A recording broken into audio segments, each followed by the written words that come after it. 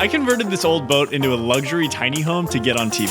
I'm giving myself 5 days to build the boat, drive it 6 hours from LA to San Francisco where I'll get thousands of eyes on it all in one single moment. But Preston, how? What's the catch? Well, a ball.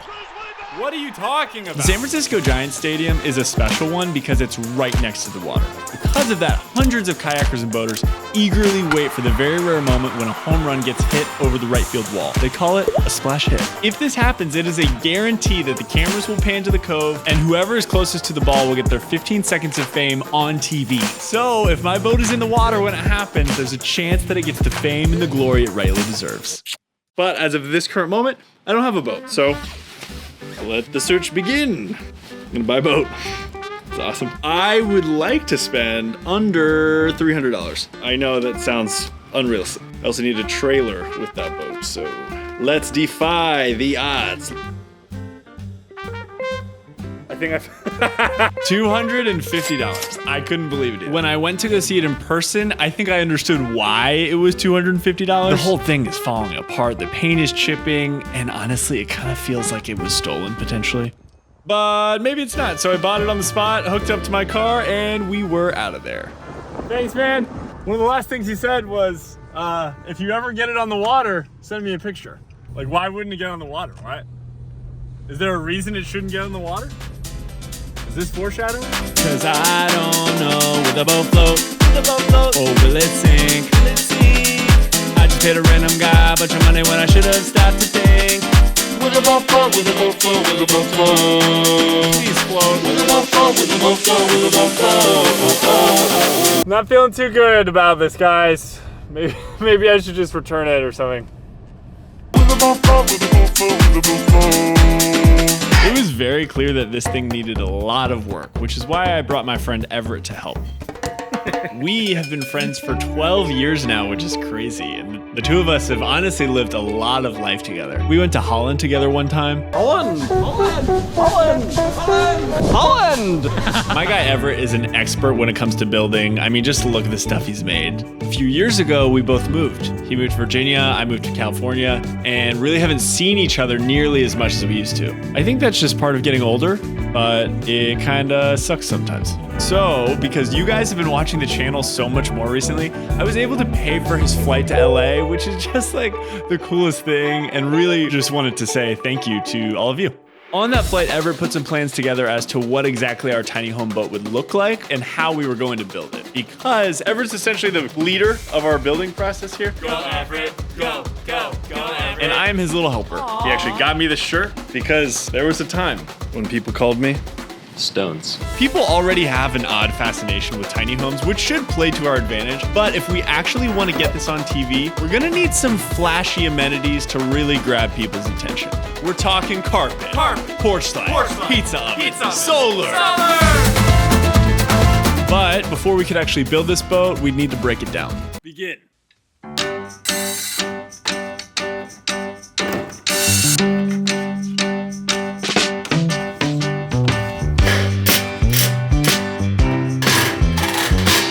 It was time for flashy amenities. I bought this rug on Facebook. It smells like cat pee. Okay, this one's a smelly amenity. And sadly got 100 times smellier as we cut into it.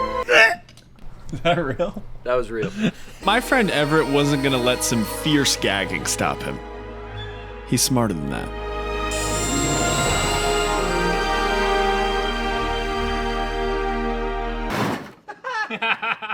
That's awesome. The biggest question that keeps coming up is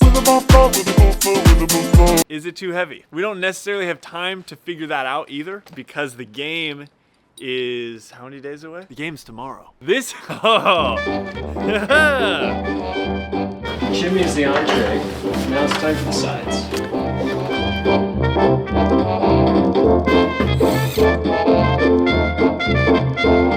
So I was prepping the side of the boat for paint, scraping away, and all of a sudden, when I went back to look at the clip I had just shot, the camera said that the file was corrupt. Now that I'm editing, I'm realizing that file, along with 98 gigabytes of us finishing the boat, are also unreadable, which is why we are going to jump to the next morning, but it's raining and we gotta get out of here. Because the Giants play today and we've got a 6-hour road trip ahead of us. I was gonna show you the full build at this point, but then I had a light bulb moment. Sorry, I didn't. We were actually running super late and stress levels were very high. So I had no time to film the whole thing, but I promise we'll give you a proper review very soon. We did paint it yellow. It's my favorite color. Okay. These 8 ratchet straps would serve as our one line of defense when it came to keeping the boat attached to the trailer and the car in general. Oh my gosh, perfect. But yeah, I wouldn't say driving with something like that attached to my car makes me feel comfortable. But as we pulled out, everything was going perfectly. Oh, Preston, that tire's flat. Oh, what a surprise. The $200 trailer has a flat tire. But lucky for you all, I know the guys at the tire shop and they love me over there. What's up, man? I was here the other day. You remember me? Okay. They deflated my self-confidence a little bit, but inflated the tire. I don't really know if this air is going to hold, but we're even more late now, so we gotta go. We are getting in the highway. It's not a great feeling, guys. Oh, I don't like this. What does it look like back there? Wobbly, but it's not. I don't know. Weebles wobble, but they don't fall down. Ours did. The wind flipped the boat maybe 4 hours into the road trip. Everett got this photo of me crawling in to check for damage, and it's some of the only proof we have that the trailer actually flipped, because most of the footage got corrupted for some reason. We somehow got it back up on its wheels pretty quickly. Luckily, there was almost no damage, but we did have one problem. We needed to tighten the boat closer to the car, but we couldn't muscle it just the two of us. And then the strangest thing happened. A woman, dressed up as Mr. Tumnus, showed up out of nowhere to help. You know, I don't really have a lot of words for this moment other than thank you. But then reality hit. Game starts very soon. We're not close. On top of that, the wind speed at the time of our boat flip was a casual 18 miles per hour and was only projected to get worse. Stress levels are high. So we did something that neither of us wanted to do. We got a hotel. That, my friends, is a good old-fashioned sigh of relief. Everett reminded me during this very stressful what do we do next conversation that the Giants are playing a series of games this weekend, which means we have one more shot to get on TV tomorrow. I'm not a huge baseball guy or planner, which is why I didn't know that. So we got going early the next morning and the boat was still there, which was a great start. We're back on the road, hour and a half till San Francisco. The trailer has not flipped, which is a big win for the team. But as we were driving, we realized that we needed to come up with a plan as to how to get this into the San Francisco Bay. After calling maybe 20 of these piers surrounding the stadium with zero luck, we realized we would just have to figure it out once we got there, which sucks because we can't find a boat ramp. The boat doesn't get in the water. We also don't know if it will float. Just in case you didn't know that by now. things that float are things you can trust. Just like Factor meals, these things are a must. Your meals delivered fresh, never frozen. Microwave or the oven, cooked and ready in just 2 minutes. On just eat, repeat to the beat. Mama say eat, repeat to the beat. Factor chef prepared meals make it easy to eat well, so you never have to eat food that is so bad for you. That is so bad for you, don't eat that. Now that I'm thinking about it, Everett and I actually ate Factor for lunch every day during the build. The amount of time that we saved because of that actually allowed us to get the boat finished just in time to answer arguably the most important question of all. Head to Factor75.com or click the link below and use code Preston50 to get 50% off your first Factor box. We got here. It's beautiful here. The bay is gorgeous. And after hours of looking for a place to put in, this boat club's restricted boat ramp was our best shot. We found a spot in their parking lot and decided it was time to unveil this thing to you guys. Let's cut the ribbon. Ladies and gentlemen, the world's first luxury tiny home boat.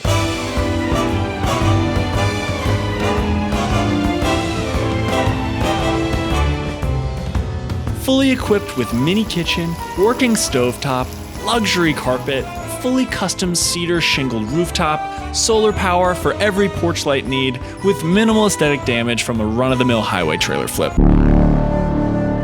We must have lost track of time doing this because the security guard came over and said, It's already third inning. No. It is. It's the bottom of third inning. No score so far. All right, we gotta go.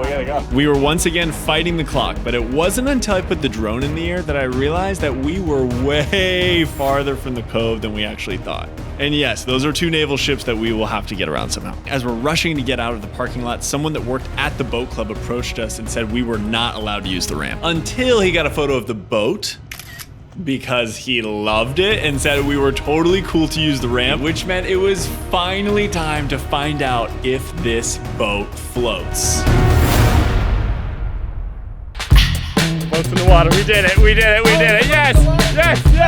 Ah! See ya! The fact that this old rundown boat survived a highway flip and is somehow supporting 2 dudes and a house just made no sense to me. Oh, and remember that jetpack video I made? Well, we took the motors and screwed them onto the oars. Sometimes you just gotta put more engines, you know? I can't believe we haven't stopped! Everett! We're gonna make it! We proceeded to survive the most terrifying drone landing of all time, and our super paddles somehow got us all the way around those huge ships. We're doing it! We're so close! We can literally see Oracle Park right now! And against all odds, we pull into McCovey Cove with people yelling, "Oh my gosh, it's so awesome!" Thank you! We've got jetpack motors on these paddles. We made a friend who told us exactly where we need to be in the cove if we wanted to get on TV. As we headed that way, we realized there was only really one plot hole in our plan. Like an actual hole. Just scooped all the water out I think we're gonna have to keep scooping the whole time. Because if we don't stop scooping, this boat will float no more. We are slowly sinking. And to make matters worse, all 4 motors died right as we got here. There was literally no way we'd make it back without them, so I was left with no choice but to leave Everett as he tried to keep the boat floating while I ran back to the car.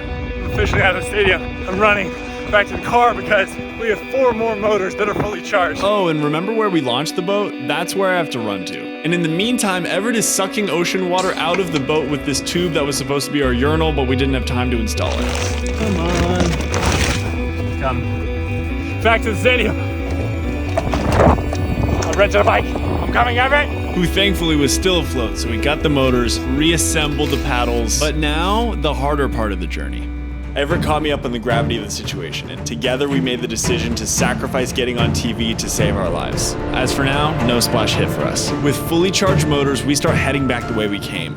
But then the wind picked up like crazy. Our tiny home was now a tiny sail that is dragging our sinking boat into the middle of the bay. Panic begins to set in. One of my motors got jammed, which made it practically impossible to fight against the wind. I try to fix it on the spot, we get pushed further into the bay. We start paddling out of desperation, and as the boat took on more water than we could handle, we were left with only one option. Help! Help! All right, well, new this morning, one Nashville videographer turned YouTuber saw his life flash before his eyes when his boat caught water in the middle of the San Francisco Bay. And now he's on a mission to find the man who saved him. We actually thought we were gonna die. That's Preston Summerow, joined by friend Everett Butler, speaking out for the first time after a daring boating adventure almost turned deadly. Our boat was slowly sinking. As we looked at each other, we realized we're going to die out here. To complete the mission of getting this boat on TV, I pitched the story to news stations all over the country, but it was still pretty shocking to actually see it on TV. The two are now on television for a completely different reason, to find the man who saved their life when their little boat began to catch water in the middle of the San Francisco Bay. Until a nearby boater, or Good Samaritan in this case, sees the struggling duo from afar. Can you pull us? Somehow our screams for help were heard by a sweet man named Bill. After their initial rope snapped, Bill tossed them a lifeline, literally, and brought them back to land before sailing off into the sunset. Keep in mind, too, that whole time I'm scooping water out of our boat with a water bottle cut in half. If Bill was watching this, I would say, Bill, you're the best of us. I would love to buy you a steak dinner. Thank you. Thank you for saving my life. I have so many questions.